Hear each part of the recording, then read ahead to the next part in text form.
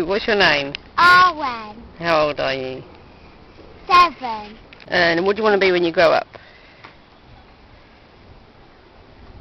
All humans are afraid of life passing us by, the richest of men, the poorest, the greatest, and the worst. But life will not pause and come and comfort you. Life will follow the path it began to take at the moment of your birth, and will neither reverse nor check its course. It will cause no commotion to remind you of its swiftness, but glide on quietly until death arrives. Out of fear of life itself, we hustle our lives along, troubled by a longing for the future and weariness of the present. Just like this, we foolishly spend our time, soaked in wine, sluggish with idleness, as if each moment costs us nothing.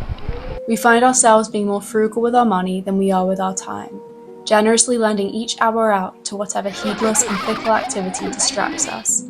Yet when death comes to threaten us, meeting us in the hospital or in our old age, we are prepared to do anything to buy ourselves more time.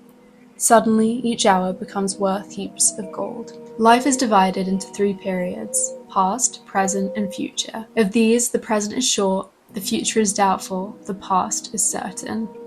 No one will bring back the years of our past. Our whole future lives in uncertainty, and so we must live immediately. We must remember that it is not that we have a short time to live, but that we waste a lot of it. Instead of focusing on our status and our honours, instead of dreaming of monuments being erected in our name, we should focus on philosophy. The former will soon come to be destroyed, for there is nothing the passage of time does not demolish and remove. The wealthy and powerful will come to die, and all our lives will shrink into the tiniest span, merely a whisper into the void of the universe. But the latter can allow us to experience what it is to have lived multiple lifetimes. We can argue with Socrates, express doubt with Carneades. Years' worth of knowledge that was acquired over the span of these great thinkers' lifetimes can be added to our own. And so, it is the philosopher who is really alive. Let us turn from this brief and transient spell of time and give ourselves wholeheartedly to the past, which is limitless and eternal and can be shared with better men than we. Unlike the day-to-day pleasures, which rob you of your time in plain sight, philosophy will not force you to die, but instead teach you how to die, and it will not exhaust your years, but add to them. You must not think a man has lived long because he has white hair and wrinkles. He has not lived long, just existed long.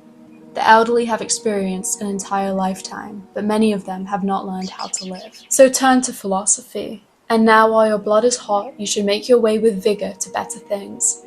In this kind of life, you will find much that is worth your study. The love and practice of the virtues, forgetfulness of the passions, the knowledge of how to live and die, and a life of deep tranquility.